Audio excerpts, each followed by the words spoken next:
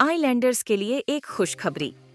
अब सर्जरीज के लिए नहीं जाना पड़ेगा आप लोगों को, आइलैंड से बाहर नहीं करना पड़ेगा ज़रूरत से ज़्यादा पैसे खर्च, क्योंकि अब अपोलो क्लिनिक 11 चरमा में आ चुका है मॉड्यूलर ओटी और आईसीयू फैसिलिटीज, जहां पर सारी सर्जरीज एंड ट्रीटमेंट अवेलेबल हैं। अब सर्जरीज के लिए पोर्ट ब्लेयर और चेन्नई के डॉक्टर्स रहेंगे आपके लिए, तो फिर घर से इतनी दूर क्यों जाए।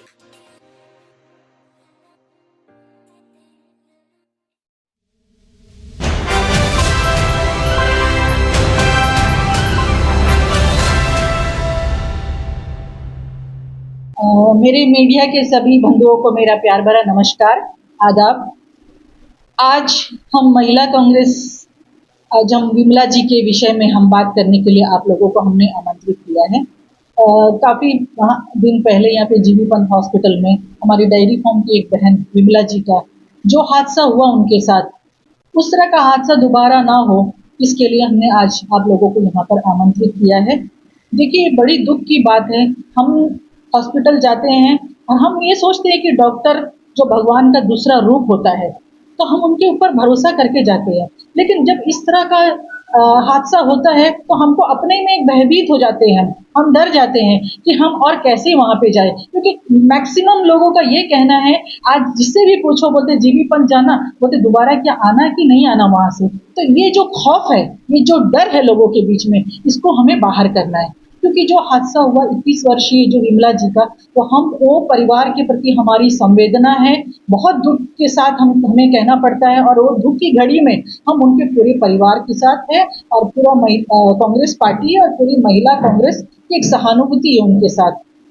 अब जो हादसा हुआ उसके विषय में मैं कहना चाहूँगी, जो वहाँ पर एडमिट किए, उनका बैकग्राउंड हिस्ट्री क्या था ये मुझे नहीं पता। जब वो वहाँ पे गई तो बोल रहे हैं कि इंजेक्शन लगाया और उनका डेथ हो गया।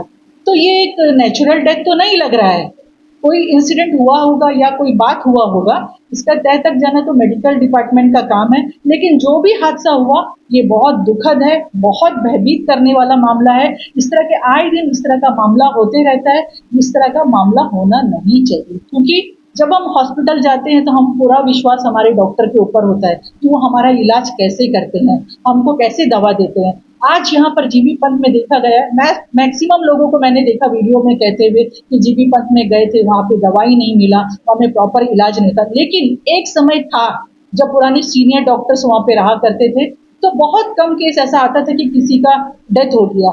मैक्सिमम लोगों का अच्छा प्रॉपर इलाज होता था, मेडिसिन की व्यवस्था थी। लेकिन आज व्यवस्था पूरी चरमरा गई है, तो हमें सिस्टम को ठीक करना होगा। जो सिस्टम है आज वहाँ पे, ये मेडिकल के जो डॉक्टर्स है, सेक्रेटरी हेल्थ है, एलजी साहब है, इन सीएस साहब है, इन सबको मैं आग्रह करना चाहूंगी कि जीबी पंत के विषय में आप एक छोटा से कमेटी बनाइए और सभी लोगों से, जितने भी जानकार लोग हैं उनसे सलाह लीजिए, उनसे बात करिए, ताकि इस तरह का मामला और दोबारा ना हो।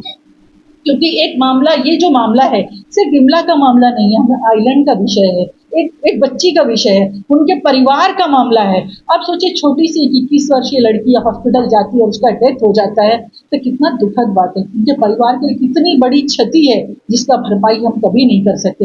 एक छोटा से बच्चा छोड़ गए, उनका हस्बैंड मछली मारने के लिए बाहर जाता है। आप सोचिए वो बच्चा को भविष्य क्या है, बच्चा को किसके पास छोड़ के जाएंगे। अगर कोई भी अगर परिवार वाले भी अगर देखते हैं तो वो कितना दिन तक देखेंगे। तो ये सब एक सवालिया निशान खड़ा होता है। इस तरह का जो वारदात होता है तो इसके पीछे हमें क्या कदम उठाना चाहिए, कैसे करना चाहिए, ये सब प्रशासन को सोचना पड़ेगा और हमको भी आगे आना पड़ेगा कि इस तरह का जो वारदात है दोबारा घटना, इस तरह का घटना ना हो। मुझे बहुत दुख के साथ कहना पड़ता है, काफ़ी लोग उस दिन आए थे, वहाँ पे बात हुई, 7 दिन तक उनको मेहनत मशक्कत करना पड़ा, लोगों को रोड में उतरना पड़ा, लोगों को अपना आवाज़ रखने के लिए काफ़ी जद्दोजहद करना पड़ा, तब जाके कुछ न्याय, थोड़ा से राहत मिला। लेकिन ये ऐसा क्यों? जब इस तरह का मामला आता है तो खुद प्रशासन को सामने आना चाहिए, मेडिकल के डॉक्टर को सामने आना चाहिए, जो सेक्रेटरी है, जो डायरेक्टर है, उनको सामने आके बोलना चाहिए, ना कि आम जनता को आना चाहिए। तो उनको इसका जवाबदेही उन लोगों को देना चाहिए। वो दिन मैंने देखा कि काफ़ी लोग, पार्टी के लोग, मीडिया के लोग, आप लोग सब लोग वहाँ पे थे। तो ये मेरे को ऐसा लग रहा है कि इतना जो भीड़ आया था, तो ऐसा लग रहा है मुझे कि इंसानियत आज भी ज़िंदा है। क्योंकि इंसानियत के तौर पे लोग वहां पे आए थे। मैं एक पार्टी का विषय नहीं बोलूंगी, उस दिन जो लोग आए थे पार्टी से संबंधित लोग नहीं थे, सभी कम्युनिटी के लोग थे, मोपला एसोसिएशन थे, लोकल बॉन्ड वाले थे, काफी हमारे तेलुगु कम्युनिटी के लोग थे, मलयाली थे, काफी लोग थे वहां पे, इतना भीड़ था वहां पे, तो अपना बात रखने के लिए आए थे, अपना रोष प्रकट करने के लिए आए थे।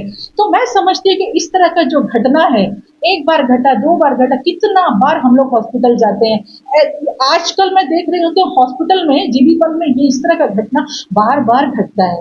तो मेरी ऐसे लोगों से मेरी सहानुभूति भी है कि मैं इस विषय पे क्या बोलूं, क्योंकि हमारा हाथ, हम सवाल कर सकते हैं, हम बोल सकते हैं, अपना बात रख सकते हैं, लेकिन जो कदम उठाना है तो प्रशासन को उठाना है और हेल्थ डिपार्टमेंट को उठाना है। तो मैं इस विषय में और एक बात मैं कहना चाहूंगी, जिस दिन लोग यहाँ पे रोष प्रकट कर रहे थे, वो लोग राजनिवास में गए, अपना बात रखे, उसके बाद वो लोग गोल घर गए, बंगाली क्लब गए, काफी लोग वहां पे थे। लेकिन इसमें एक विषय मेरे से छूट गया कि मैं ये कहना चाहूंगी, जिस दिन वहां पे लोग शांतिपूर्वक अपना बात रख रहे थे, लेकिन पुलिस प्रशासन का क्या था मुझे नहीं पता, उस दिन उन्होंने औरतों को बाल पकड़ के खींचा और उनको लाठी चार्ज भी किया। लेकिन ये देखिए, कानून व्यवस्था है, सही बात है, करना भी चाहिए, पुलिस का काम है, अगर गलत कुछ हुआ तो उसको रोकना भी चाहिए। लेकिन मैं कहती हूँ वहां कुछ गलत हुआ नहीं था, वो लोग अपना आवाज रख रहे थे, क्योंकि ये भारत संविधान से चलता है, संविधान ने हमको अधिकार दिया है कि हम अपनी बात को रखें, अपना रोष प्रकट करें, और वो शांतिपूर्ण तरीके से अपना बात रख रहे थे। वहां पे बहुत ज्यादा लोग भी नहीं थे, कम लोग थे, फिर ऐसी क्या मतलब दुविधा आन पड़ी कि उनको लाठी चार्ज करना पड़ा, उनको बाल पकड़ के खींचा गया, औरतों के साथ इस तरह का सलूक किया गया। तो मैं इस विषय पे मैं इस चीज की निंदा करती हूँ, और मैं पुलिस प्रशासन से भी मैं गुहार करती हूँ कि महिलाओं के साथ इस तरह का अभद्र व्यवहार ना करे। महिलाएं भी हमारी समाज का हिस्सा होती है, उनको भी इज्जत और सम्मान मिलना चाहिए। अगर आपको कोई बात अगर कहना है तो आप आंसू गैस का गोला छोड़ते, अपना बात रखते, थोड़ा लाठी से सरका देते, लेकिन मारना ये तो सरासर गलत है। तो मैं विनती करती हूँ डीजीपी साहब से भी, इस तरह का जो वारदात है दोबारा ना हो, इस तरह का घटना दोबारा ना हो, महिलाओं को भी ऐसा एक खौफ का माहौल में ना जीना पड़े, अपनी बात रखे। और मैं आम जनता से भी यही अपील करना चाहूंगी, अगर अपनी बात है तो शांतिपूर्ण तरीके से रखे, अपना बात रखना हमारा अधिकार है, अपना अधिकार से हम वंचित नहीं रह सकते, क्योंकि हमको अपना बात रखने का संविधान ने अधिकार दिया। अगर कोई गलत हो रहा है तो उसको बोलना चाहिए, अगर खामोश रहेंगे, हम एक आदमी खामोश रहेगा, हम सोचेगा कि हम नहीं बोलेगा, तो ऐसे नहीं, क्योंकि बूंद बूंद से सागर बढ़ता है। तो सभी लोगों, चाहे महिला हो, पुरुष हो, किसी भी जाति से हो, किसी भी कम्युनिटी से हो, अगर कोई जगह गलत हो रहा है तो मैं आम जनता से, अंडमान निकोबार के निवासियों से मैं अपील करना चाहूंगी कि आप अपना बात को रखें, और ऐसा ना करें कि डरे नहीं किसी से। अपना बात रखना अपना अपना कानूनी अधिकार है। तो मैं आप लोगों का आज इस विषय में मैं ज्यादा नहीं बोलूंगी कि मेरे साथ महिला कांग्रेस की मेरी फातिमा मैडम और बिंदु मैडम भी है, आज इस विषय पर वो भी अपना बात रखेंगे। मैं आप लोगों का तहे दिल से धन्यवाद करती हूँ। धन्यवाद। जय हिंद। नमस्कार, मेरा नाम बिंदु है, मैं भी महिला कांग्रेस के द्वारा यहाँ पे बात करने के लिए आई हूँ। और मैं सबसे पहले आप मीडिया पर्सन सबका मैं तहे दिल से धन्यवाद करती हूँ। आज मैं मीडिया के द्वारा ये बताना चाहती हूँ कि विमला जी के साथ में जो हुआ, इससे पहले मैडम जुबैदा ने बहुत अच्छा इसके बारे में कहा है, तो मैं ज़्यादा कुछ नहीं कहना चाहती हूँ। मैं ये कहना चाहती हूँ कि जो कुछ हुआ है बहुत गलत हुआ।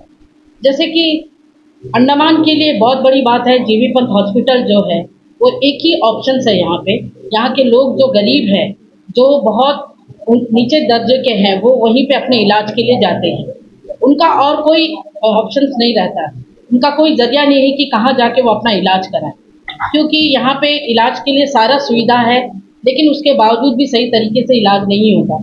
तो सबसे पहली बात मैं ये कहना चाहती हूँ कि मैं जीबी पंत के डीएचएस मैडम से मैं रिक्वेस्ट करना चाहती हूँ, एनिम्स के मैडम से मैं रिक्वेस्ट करना चाहती हूँ कि जो कुछ हो रहा है मैडम, जो गलत हो रहा है उसे रोकने के लिए सबसे पहले आप ही को कदम उठाना है। इसीलिए मैं ये कहना चाहती हूँ कि आप लोग एक काउंसलिंग करिए, सारे डॉक्टर्स को बुलाइए, जितने इंटर्न्स है वहाँ पे सारे बच्चों को बुलाइए, वहाँ पे बुला के उनको बताइए कि सबसे पहले जब पेशेंट आता है तो उसका सबसे पहले इलाज करें, उसका टेस्ट करें, कि उससे जांच करें उसे क्या प्रॉब्लम है। आप लोग जब आते हैं वहाँ पे उनका बैठा के उनका इंतजार करवाते हैं तो उनसे वो निराश हो जाते हैं, क्योंकि जब पेशेंट डॉक्टर के पास जाता है, डॉक्टर का बिहेवियर, डॉक्टर का व्यवहार, डॉक्टर की बातचीत वही उसके आधा बीमारी को ठीक करता है। ये हम उम्मीद करते हैं। तो इसीलिए मैं सबसे पहले ये कहना चाहती हूँ कि डीएचएस मैडम, सुजा मैडम और मैं एनिम्स की जो मैडम है उनसे भी रिक्वेस्ट करती हूँ कि मैडम सबसे पहले आप लोग इस बात का ध्यान करिए कि क्या बात है, क्या कमी है, कहाँ पे कमी है, जिस वजह से आम जनता इसका परेशानी उठा रही है। तो मैं ये कहना चाहती हूँ आप लोगों से कि पेशेंट जब भी आता है, मैं खुद कुछ दिन पहले मैं अपने टेस्ट के लिए गई थी, मैं लाइन में खड़ी रही, बाकायदा मैं लाइन में खड़ी रही। वहाँ पे मैंने देखा कि बहुत सारी परेशानियाँ हैं। सीनियर सिटीजन जो उनको बैठने का जगह नहीं है, वो बहुत देरी सवेरे से इंतजार करते, 7 बजे से 1 बजे तक इंतजार करते अपना ब्लड टेस्ट के लिए, सारा टेस्ट के लिए। तो आप सोचिए, जो गर्भवती महिला है वो भी खड़ी रहती है। आप लोग सबसे पहले वहाँ पे बैठने का सुविधा करिए। मैडम बहुत सारी कमियां हैं, मैं आप लोगों से ये बताना चाहती हूँ, मैंने देखा है। और जब भी मैं वहाँ पे मिलने जाती हूँ पेशेंट से, तो वो अपना परेशानी ही बताते हैं कि मेरा इलाज ऐसे नहीं हुआ, हम लोग को सही तरीके से ट्रीटमेंट नहीं हुआ, सही तरीके से दवाई नहीं मिला। तो मैं यही कहना चाहती हूँ, जो भी खामियां हैं मैडम, उसको आप लोग ही ठीक कर सकते हैं। हम सिर्फ अपने बातों को सामने रख सकते हैं, हम आम जनता है। हम तो आपसे बहुत उम्मीद करके पेशेंट आते हैं आपके पास में। और सबसे और अच्छी बात ये थी कि विमला विमला जी के साथ में जो हादसा हुआ, उसमें लोगों ने बहुत बढ़ चढ़कर भागीदारी ली है और बहुत सारे कम्युनिटी के लोग उसमें जुड़े। मैं बहुत खुश हूँ कि ऐसा यूनिटी भी है आज अंडमान निकोबार में। तो मैं सारी आम जनता से विनती करती हूँ कि आपके बात को रखिए, जरूर रखिए, शांतिपूर्वक रखिए। आप लोगों को रखने का अधिकार है। जैसे भारत का लोकतंत्र जो है वो संविधान से चलता है, हमारा वो पूरा अधिकार है कि हम अपने बातों को रखें। इसीलिए मैं जनता से भी निवेदन करती हूँ कि आप लोगों को अगर कोई कमी लग रहा है, आप लोग जरूर बात करिए। आप वहाँ के सेक्रेटरी हेल्थ से भी आप बात कर सकते हैं कि हमारे ये खामियां हैं आपके जीबी पंथ में। तो मैं यही जनता से कहना चाहती हूँ कि आप लोग जरूर बोलिए, लेकिन शांतिपूर्वक बोलिए। वैसे ही मैं मैडम से भी दोनों मैडम से मैं निवेदन करती हूँ कि इस विषय में आप लोग जरूर कुछ सोचिए मैडम, और इसका कुछ ना कुछ एक हल का जो सॉल्यूशन निकालिए। इसीलिए मैं आप सबसे फिर से एक बार आप सबका धन्यवाद करती हूँ, और फिर से एक बार विनम्र निवेदन करती हूँ कि आप लोग इस बात को गहराई से लीजिए मैडम, क्योंकि सब कुछ आप ही के हाथ में है। मैं इतना ही कहकर आप सबका धन्यवाद करती हूँ। नमस्कार। मीडिया के सभी कर्मियों को हमारा प्यार भरा नमस्कार, आदाब। अभी हमसे पहले जो दो मैडम ने जो बात कही, वही बात मैं भी कहना चाहूँगी। हाल ही में जो हादसा हुआ है जीवपंथ हॉस्पिटल में, ये बहुत बुरी बात है। ऐसा नहीं होना चाहिए। हम आइलैंडर के लिए एकमात्र हॉस्पिटल जीवपंथ हॉस्पिटल है। अगर हमारा यहाँ का गरीब लोग को वहाँ पे सही इलाज नहीं होगा तो वो जाए तो कहाँ जाए। उनका पास इतना पैसा नहीं रहता कि वो मेनलैंड जाके अपना ट्रीटमेंट करे, तभी तो जीवपंथ हॉस्पिटल में आना चाहिए, आना पड़ता है उनको। और वहाँ पे इलाज ठीक से होना चाहिए। वो सवेरे से वो महिला 4 घंटा वेट करती रही, उनको बेड नहीं मिला, बेड की कमी थी। ऐसा होने से कैसा होगा, जो एकमात्र हॉस्पिटल है और वहाँ पे भी बेड नहीं है, और मैं जहाँ के खड़े रहना पड़ता है। जो ब्लड टेस्ट के लिए सुबह से जाते हैं, उनको कम से कम लाइन में 3 घंटा भूखे खड़े रहना पड़ता है, फास्टिंग टेस्ट उनका होता है। ऐसा इतना बड़ा हॉस्पिटल, इतना नाम हुआ करता था जीवपंथ का, आज उसी हॉस्पिटल में इतनी बुरी बुरी घटनाएं घट रही है।